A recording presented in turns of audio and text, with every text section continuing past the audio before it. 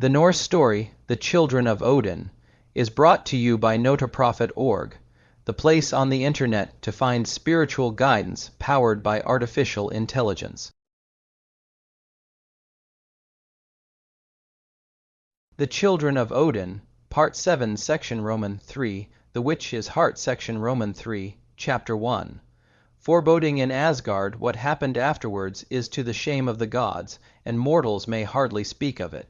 Gulveig the witch came into Asgard, for Heimdall might not forbid her entrance. She came within, and she had her seat amongst the Aesir and the Vanir. She walked through Asgard with a smile upon her face, and where she walked, and where she smiled, care and dire foreboding came. Those who felt the care and the foreboding most deeply were Bragi the poet and his wife, the fair and simple Iduna, she who gathered the apples that kept age from the dwellers in Asgard.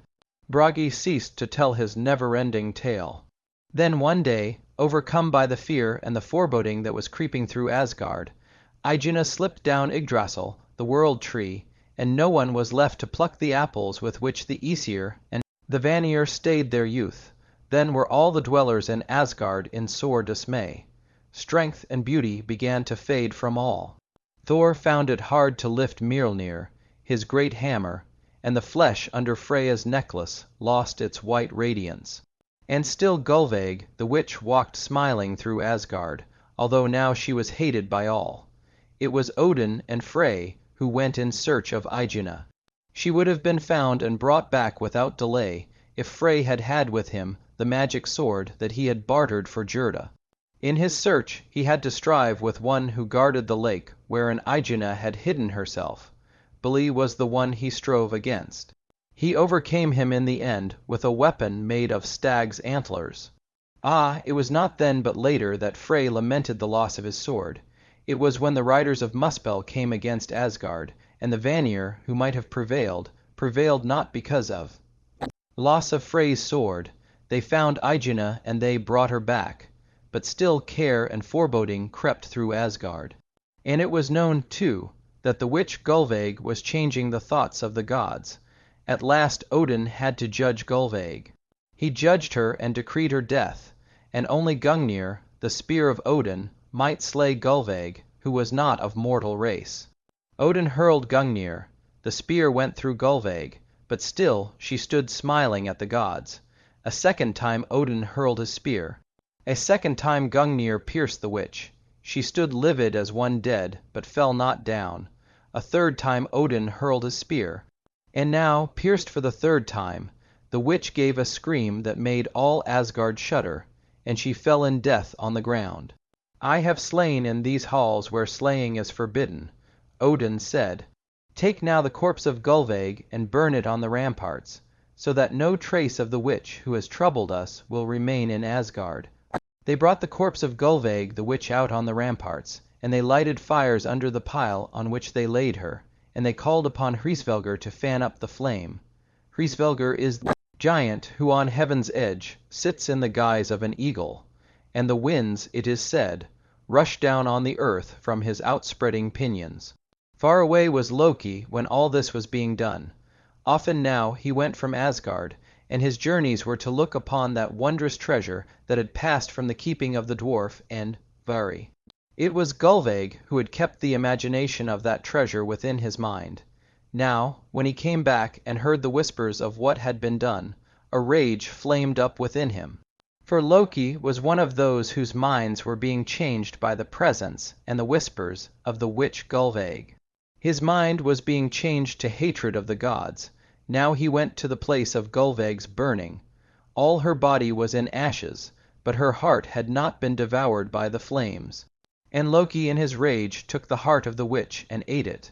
Oh, black and direful was it in Asgard, the day that Loki ate the heart that the flames would not devour. Section Roman 3, Chapter 2. Loki the betrayer, he stole Frigga's dress of falcon feathers. Then as a falcon he flew out of Asgard. Jotunheim was the place that he flew toward. The anger and the fierceness of the hawk was within Loki as he flew through the giant's realm. The heights and the chasms of that dread land made his spirits mount up like fire. He saw the whirlpools and the smoking mountains, and had joy of these sights. Higher and higher he soared until, looking toward the south, he saw the flaming land of Muspelheim. Higher and higher still he soared. With his falcon's eyes he saw the gleam of Surtur's flaming sword. All the fire of Muspelheim and all the gloom of Jotunheim would one day be brought against Asgard and against Midgard. But Loki was no longer dismayed to think of the ruin of Asgard's beauty and the ruin of Midgard's promise. He hovered around one of the dwellings in Jotunheim. Why had he come to it? Because he had seen two of the women of that dwelling, and his rage against the Asinir and the Vanir was such that the ugliness and the evil of these women was pleasing to him. He hovered before the open door of the giant's house, and he looked upon those who were within. Geirröd, the most savage of all the giants, was there, and beside him, squatting on the ground, were his two evil and ugly daughters, Gialp and Grape. They were big and bulky, black and rugged, with horses' teeth and hair that was like horses' manes. Gialp was the uglier of the two, if one could be said to be uglier than the other, for her nose was a yard long, and her eyes were crooked. What were they talking about as they sat there, one scratching the other? Of Asgard and the dwellers in Asgard whom they hated. Thor was the one whom they hated most of all, and they were speaking of all they would like to do to him. "I would keep Thor bound in chains," said Geirröd the giant, "and I would beat him to death with my iron club." "I would grind his bones to powder," said Grape. "I would tear the flesh off his bones," said Gialp. "Father, can you not catch this Thor and bring him to us alive?" "Not so long as he has his hammer Mjolnir, and the gloves with which he grasps his hammer, and the belt that doubles his strength." "Oh, if we could catch him without his hammer, and his belt and his gloves!" cried Gialp and Grape together. At that moment they saw the falcon hovering before the door. They were eager now for something to hold and torment, and so the hearts of the three became set upon catching the falcon. They did not stir from the place where they were sitting, but they called the child Glap, who was swinging from the roof tree, and they bade him go out and try to catch the falcon.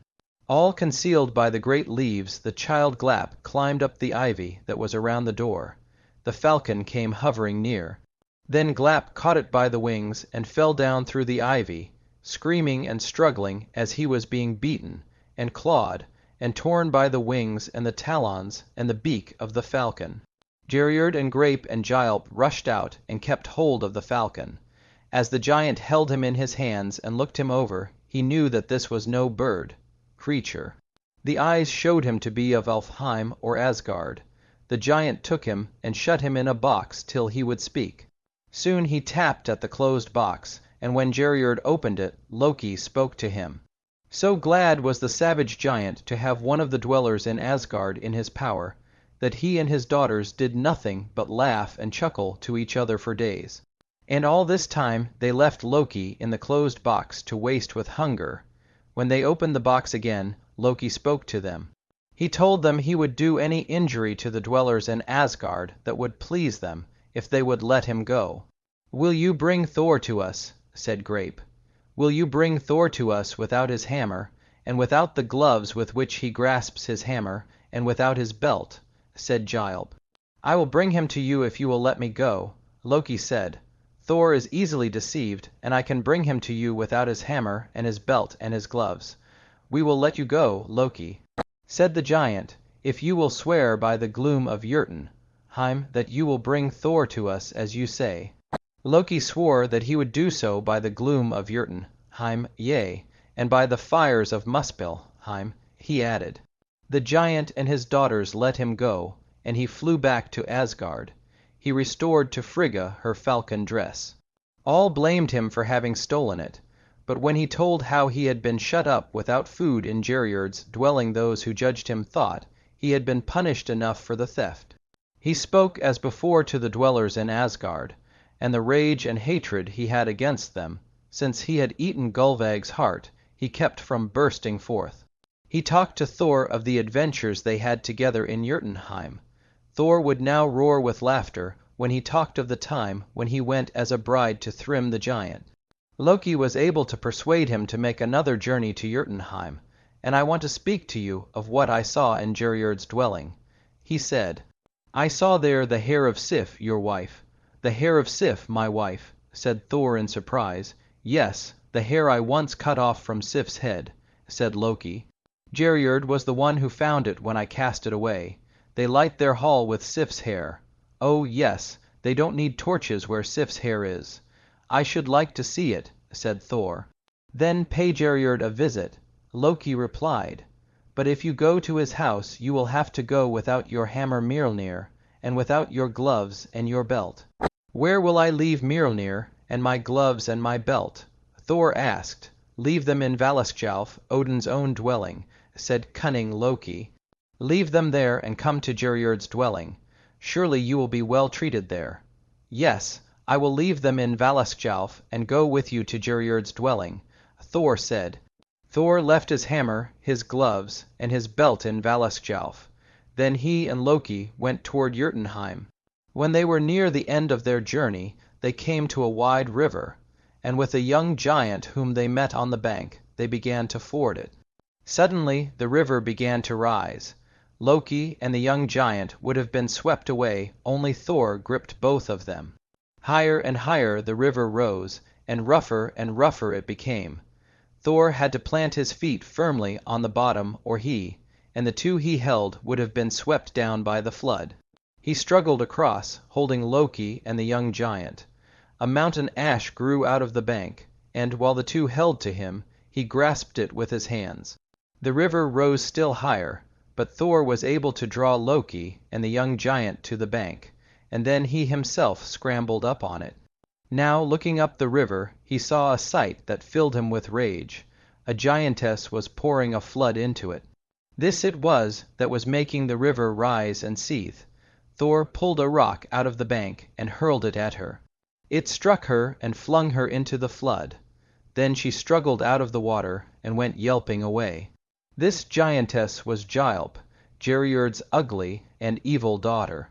Nothing would do the young giant whom Thor had helped across but that the pair would go and visit Grid, his mother, who lived in a cave in the hillside. Loki would not go and was angered to hear that Thor thought of going. But Thor, seeing that the giant youth was friendly, was willing enough to go to Grid's dwelling. Go then, but get soon to Geirrod's dwelling yonder. I will wait for you there, said Loki. He watched Thor go up the hillside to Grid's cave. He waited until he saw Thor come back down the hillside and go toward Geirrod's dwelling. He watched Thor go into the house where, as he thought, death awaited him. Then, in a madness for what he had done, Loki, with his head drawn down on his shoulders, started running like a bird along the ground. Grid, the old giantess, was seated on the floor of the cave grinding corn between two stones. Who is it? She said, as her son led Thor within. One of the Aesir. What giant do you go to injure now, Thor? I go to injure no giant, old Grid. Thor replied. Look upon me. Cannot you see that I have not Mjolnir, my mighty hammer, with me, nor my belt, nor my gloves of iron? But where in Jotunheim do you go? To the house of a friendly giant. Old Grid to the house of Geirrod. Geirrod, a friendly giant. You are out of your wits, Thor. Is he not out of his wits, my son, this one who saved you from the flood, as you say? Tell him of Geirrod, old mother. Said the giant youth, do not go to his house, Thor. Do not go to his house. My word has been given, and I should be a craven if I stayed away now, just because an old crone sitting at a cornstone tells me I am going into a trap. I will give you something that will help you, Thor. Lucky for you I am mistress of magical things. Take this staff in your hands. It is a staff of power, and will stand you instead of Mjolnir. I will take it since you offer it in kindness, old dame, this were, meeten staff. And take these mittens too. They will serve you for your gauntlets of iron. I will take them since you offer them in kindness, old dame, these worn old mittens. And take this length of string. It will serve you for your belt of prowess. I will take it since you offer it in kindness, old dame, this ragged length of string. 'Tis well indeed for you, Asa Thor, that I am mistress of magical things. Thor put the worn length of string around his waist, and as he did, he knew that Grid, the old giantess, was indeed the mistress of magical things. For immediately he felt his strength augmented, as when he put on his own belt of strength. He then drew on the mittens and took the staff that she gave him in his hands. He left the cave of Grid, the old giantess, and went to Geirrod's dwelling. Loki was not there. It was then that Thor began to think that perhaps old Grid was right, and that a trap was being laid for him. No one was in the hall. He came out of the hall and into a great stone chamber, and he saw no one there either. But in the center of the stone chamber there was a stone seat, and Thor went to it and seated himself upon it. No sooner was he seated than the chair flew upwards. Thor would have been crushed against the stone roof, only that he held his staff up. So great was the power in the staff, so great was the strength that the string around him gave, that the chair was thrust downward. The stone chair crashed down upon the stone floor. There were horrible screams from under it. Thor lifted Tip the seat and saw two ugly, broken bodies there. The giant's daughters, Gylp and Grape, had hidden themselves under the chair to watch his death. But the stone that was to have crushed him against the ceiling had crushed them against the floor. Thor strode out of that chamber with his teeth set hard. A great fire was blazing in the hall, and standing beside that fire he saw Geirrod, the long-armed giant. He held a tongs into the fire. As Thor came toward him, he lifted up the tongs and flung from it a blazing wedge of iron. It whizzed straight toward Thor's forehead. Thor put up his hands and caught the blazing wedge of iron between the mittens that old Grid had given him. Quickly he hurled it back at Geirrod. It struck the giant on the forehead and went blazing through him. Geirrod crashed down into the fire, and the burning iron made a blaze all around him. And when Thor reached Grid's cave, he went there to restore to the old giantess the string, the mittens, and the staff of power she had given him.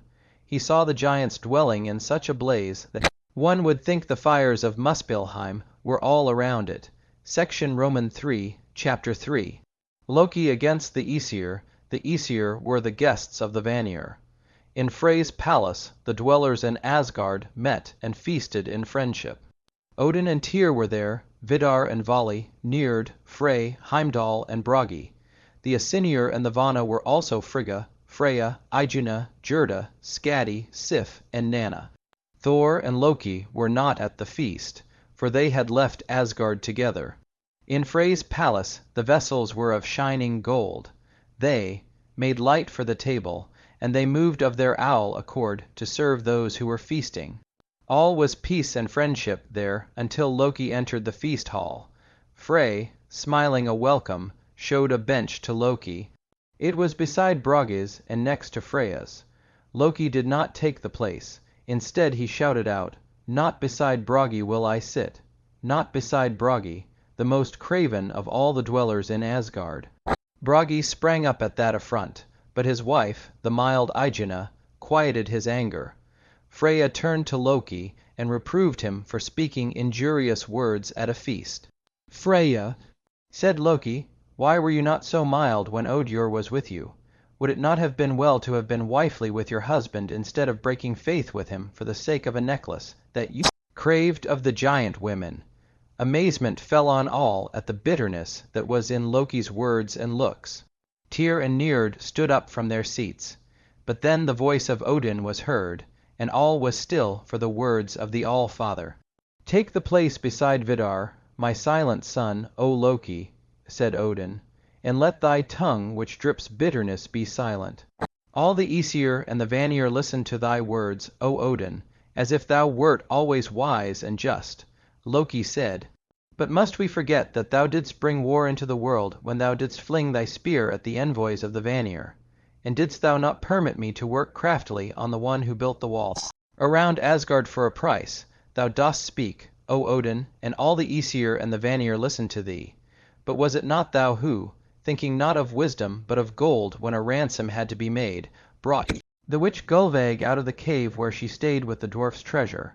Thou wert not always wise, nor always just, O Odin, and we at the table here need not listen to thee, as if always thou wert. Then Skadi, the wife of Njord, flung words at Loki. She spoke with all the fierceness of her giant blood.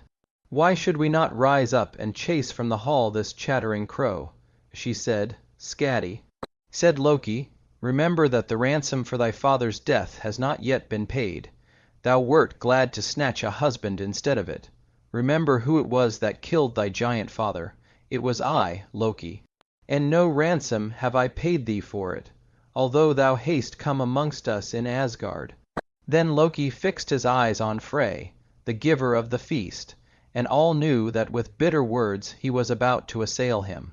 But Tyr, the brave swordsman, rose up and said, Not against Frey mayst thou speak, O Loki. Frey is generous. He is the one amongst us who spares the vanquished and frees the captive. Cease speaking, Tyr, said Loki. Thou mayst not always have a hand to hold that sword of thine. Remember this saying of mine in days to come. Frey, said he, because thou art the giver of the feast, they think I will not speak the truth about thee, but I am not to be bribed by a feast. Didst thou not send Gungnir to Gymer's dwelling to befool Gymer's flighty daughter? Didst thou not bribe him into frightening her into a marriage with thee, who, men say, wert the slayer of her brother? Yea, Frey, thou didst part with a charge, with the magic sword that thou shouldst have kept for the battle. Thou hadst cause to grieve when thou didst meet Billy by the lake. When he said this, all who were there of the Vanir rose up, their faces threatening Loki. Sit still, ye Vanir, Loki railed. If the Aesir are to bear the brunt of Jotunheim's and Muspelheim's war upon Asgard, it was your part to be the first or the last on Vigard's plain. But already ye have lost the battle for Asgard, for the weapon that was put into Frey's hands he bartered for Gerda the giantess. Surtur shall triumph over you because of Frey's bewitchment. In horror they looked at the one who could let his hatred speak of Surtur's triumph. All would have laid hands on Loki only Odin's voice rang out. Then another appeared at the entrance of the feasting hall. It was Thor, with his hammer upon his shoulder, his gloves of iron on his hands, and his belt of prowess around him. He stood marking Loki with wrathful eyes. Ha, Loki, betrayer, he shouted. Thou didst plan to leave me dead in Geirrod's house, but now thou wilt meet death by the stroke of this hammer. His hands were raised to hurl Mjolnir, but the words that Odin spoke were heard. Not in this hall may slaying be done, son Thor. Keep thy hands upon thy hammer. Then shrinking from the wrath in the eyes of Thor, Loki passed out of the feast hall. He went beyond the walls of Asgard and crossed Bifrost, the rainbow bridge, and he cursed Bifrost, and longed to see the day when the armies of Muspelheim would break it down in their rush against Asgard. East of Midgard there was a place more evil than any region in Jotunheim. It was Jarnvid the Ironwood. There dwelt witches who were the most foul of all witches, and they had a queen over them, a hag mother of many sons who took upon themselves the shapes of wolves. Two of her sons were Skal and Hati, who pursued Sol the sun and Mani the moon. She had a third son, who was Managarm, the wolf who was to be filled with the lifeblood of men, who was to swallow up the moon and stain the heavens and earth with blood. To Jarnvid, the Ironwood, Loki made his way, and he wed one of the witches there, Angerboda, and they had children that took on dread shapes. Loki's offspring were the most terrible of the foes that were to come against the Aesir and the Vanir in the time that was called the Twilight of the Gods. Section Roman 3, Chapter 4. The Valkyrie against the time when the riders of Muspelheim, with the giants and the evil powers of the underworld, would bring on battle. Odin all father was preparing a host of defenders for Asgard. They were not of the Aesir nor of the Vanir. They were of the race of mortal men, heroes chosen from amongst the slain on fields of battle in Midgard, to choose the heroes, and to give victory to those whom he willed. To have victory, Odin had battle, maidens that went to the fields of war. Beautiful were those battle, maidens, and fearless. Wise were they also, for to them Odin showed the runes of wisdom, Valkyries. Choosers of the slain, they were named. Those who were chosen on the fields of the slain were called in Asgard the Einherjar. For them Odin made ready a great hall, Valhalla, the Hall of the Slain. It was called. 540 doors had Valhalla, and out of each door 800 champions might pass. Every day the champions put on their armor and took their weapons down from walls and went forth and battled with each other. All who were wounded were made whole again, and in peace and goodly fellowship they sat down to the feast that Odin prepared for them. Odin himself sat with his champions, drinking wine but eating no meat. For meat the champions ate the flesh of the boar Sihrimnir. Every day the boar was killed and cooked, and every morning it was whole again. For drink they had the mead that was made from the milk of the goat Heidrun, the goat that browsed on the leaves of the tree Laradir. And the Valkyries, the wise and fearless battle maidens, went amongst them, filling up the drinking horns with the heady mead. Youngest of all the battle maidens was Brynhild. Nevertheless, to her Odin all father had shown more of the runes of wisdom than he had shown to any of her sisters. And when the time came for Brynhild to journey down into Midgard, he gave her a swan feather dress, such as he had given before to the 3 Valkyrie sisters Alvit, Alrun, and Hlodgrun. In the dazzling plumage of a swan the young battle maiden flew down from Asgard. Not yet had she to go to the battlefields. Waters drew her, and as she waited on the will of all father she sought out a lake that had golden sands for its shore, and as a maiden bathed in it. Now there dwelt near this lake a young hero whose name was Agnar. And one day as Agnar lay by the lake he saw a swan with dazzling plumage fly down to it, and while she was in the reeds the swan feather dress slipped off her, and Agnar beheld the swan change to a maiden. So bright was her hair, so strong and swift were all her movements, that he knew her for one of Odin's battle maidens, for one of those who give victory and choose the slain. Very daring was Agnar, and he set his mind upon capturing this battle maiden, even though he should bring on himself the wrath of Odin by doing it. He hid the swan feather dress that she had left in the reeds. When she came out of the water she might not fly away. Agnar gave back to her the swan feather dress, but she had to promise that she would be his battle maiden. And as they talked together, the young Valkyrie saw in him a hero that one from Asgard might help. Very brave and very noble was Agnar. Brynhild went with him as his battle maiden, and she told him much from the runes of wisdom that she knew, and she showed him that all father's last hope was in the bravery of the heroes of the earth. With the chosen from the slain for his champions, he would make battle in defense of Asgard. Always Brynhild was with Agnar's battalions. Above the battles she hovered, her bright hair and flashing battle dress outshining the spears and swords and shields of the warriors. But the grey-beard King Helmgunnar made war on young Agnar. Odin favored the grey-beard king, and to him he promised the victory. Brynhild knew the will of the All-Father, but to Agnar, not to Helmgunnar, she gave the victory. Doomed was Brynhild. On the instant she went against Odin's will. Never again might she come into Asgard. A mortal woman she was now, and the Norns began to spin the thread of her mortal destiny.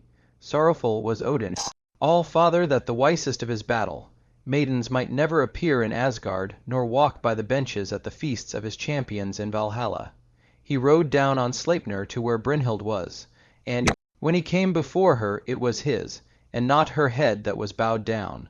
For she knew now that the world of men was paying a bitter price for the strength that Asgard would have in the last battle.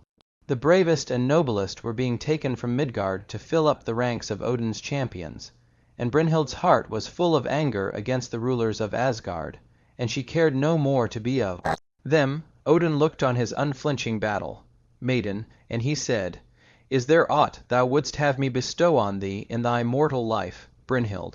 "Naught save this," Brynhild answered, "that in my mortal life no one but a man without fear, the bravest hero in the world, may claim me for wife." All-Father bowed his head in thought. "It shall be as thou hast asked," he said. "Only he who is without fear shall come near thee." Then on the top of the mountain that is called Hindfell he had a hall built that faced the south. 10 dwarfs built it of black stone, and when the hall was built he put round it a wall of mounting and circling fire. More did Odin All-Father. He took a thorn of the tree of sleep, and he put it into the flesh of battle maiden. Then, with her helmet on her head and the breast mail of the Valkyrie upon her, he lifted Brynhild in his arms and carried her through the wall of mounting and circling fire. He laid her upon the couch that was within the hall.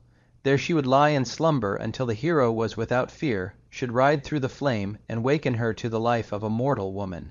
He took farewell of her, and he rode back to Asgard on Sleipnir. He might not foresee what fate would be hers as a mortal woman, but the fire he had left went mounting and circling around the hall that the dwarfs had built. For ages that fire would be a fence around where Brynhild, once a Valkyrie, lay in sleep.